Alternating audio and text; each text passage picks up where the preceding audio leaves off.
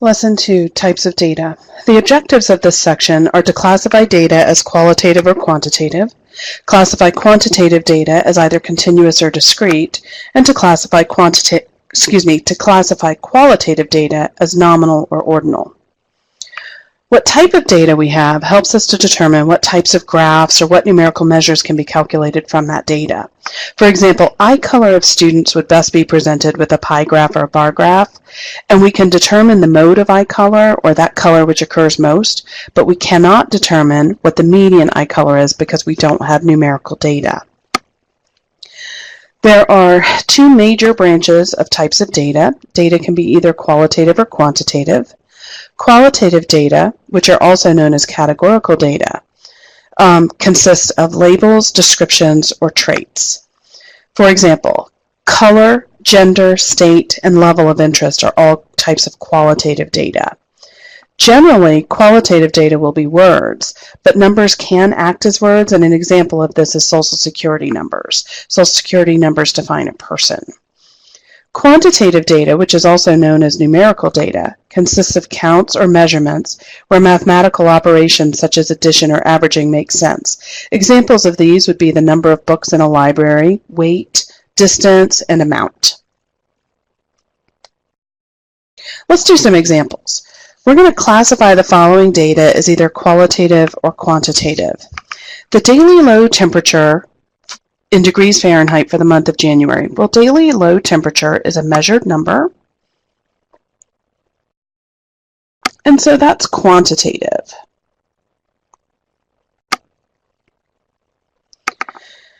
The jersey numbers for a soccer team, well, jersey numbers look like numbers, but they identify a player. Or they name, I-D-E-N-T-I-F-Y, sorry, had trouble spelling identify. They identify or name a player. Well, if they're naming something, that's qualitative. The number of batteries produced by Duracell is something we count. That's a counted number. And so that is quantitative. The number of votes the winning senator received last year is also a counted number, and so that is also quantitative. How satisfied you are with your current car, very satisfied, satisfied, neutral, dissatisfied, or very dissatisfied, is a category. And so because it's a category, it's a qualitative variable.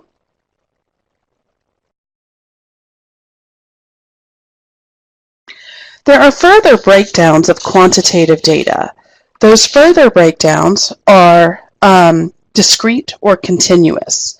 Discrete data are quantitative data that can be counted and can only take on a particular value. No fractions or decimals are allowed. For example, numbers of books in each office in Witt Hall from 0 up to 1, 2, 3, up to the maximum number of books in any one person's office. Notice there are no fractions here and no decimals.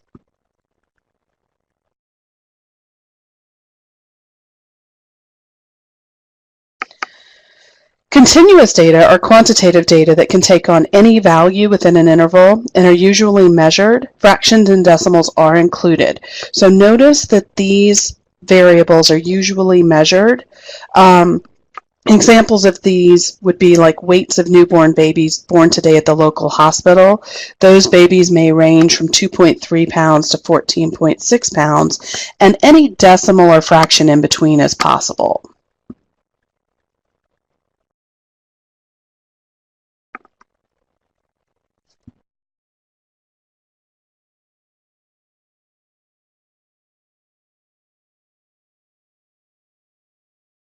Now let's identify discrete and continuous variables using some examples. So identify the following examples as either discrete or continuous. So each of these will be quantitative to start with. So quantitative. And now we need to determine if they're discrete or continuous. The daily low temperature for the month of January. Daily low temperature is measured. Decimals and fractions are okay. And so that is a continuous variable. The number of batteries produced by Duracell today is a counted number. No decimals or fractions are okay. And so this is discrete. Heights of doors. So the heights are measured. And so decimals are okay, so it's continuous.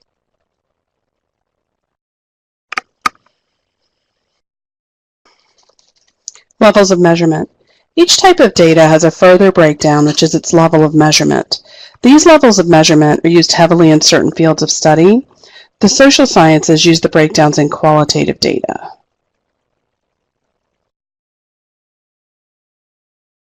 Nominal data consists of labels or names. Ordinal data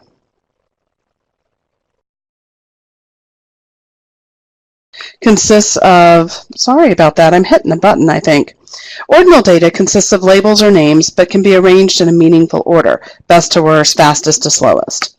Quantitative data can be broken down into interval data or ratio data. Interval data can be arranged in a meaningful order. Mathematical operators can be used, and 0 is just a placeholder. Ratio data can be ordered, and mathematical operators can be used, but 0 indicates the absence of something. The qualitative levels of measurement are nominal and ordinal. In nominal data, that's data that consists of names, labels, or categories, and there's no implied way to order this data. Alphabetical order is not a special order that has meaning, and examples of nominal data are hair color, such as black, brown, red, gender, male, female. There's no order, not one is faster or slower, better or worse, or younger or older. Ordinal data is data that consists of categories or names but can be arranged in some order that has a clear meaning. For example, year in college, freshman, sophomore, junior, senior. Age group, under 15, 16 to 25, 26 to 35, 36 to 45, 46 to 55, 56 to 65, and over 65. Another example is very dissatisfied, which is given a label of 1, dissatisfied, which is 2, neutral is 3, satisfied is 4, and very satisfied is 5. Ordinal data is often given numbers and treated like quantitative data, and many of the social science fields do this regularly with survey data. It is accepted in their fields to do so, even though the meanings of the statistics and graphs may not be an accurate representation of the data. It's often more useful than just using the qualitative description of the data, so it's helpful to them. Let's look at some examples of these. Each of the following demonstrates an example of qualitative data. Determine the level of measurement for each example, either nominal or ordinal. How satisfied are you with your current car? Very satisfied, satisfied, neutral, dissatisfied, or very dissatisfied. Well, notice in this case there's a clear order. And because there's a clear order, that is ordinal data.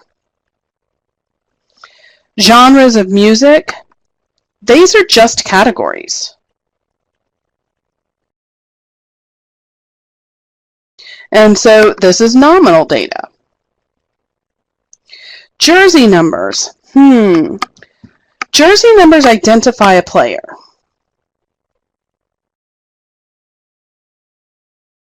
There is no inherent order.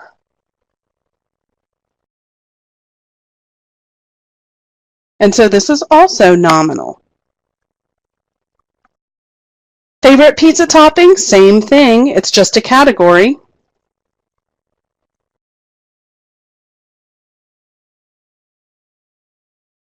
So it is nominal.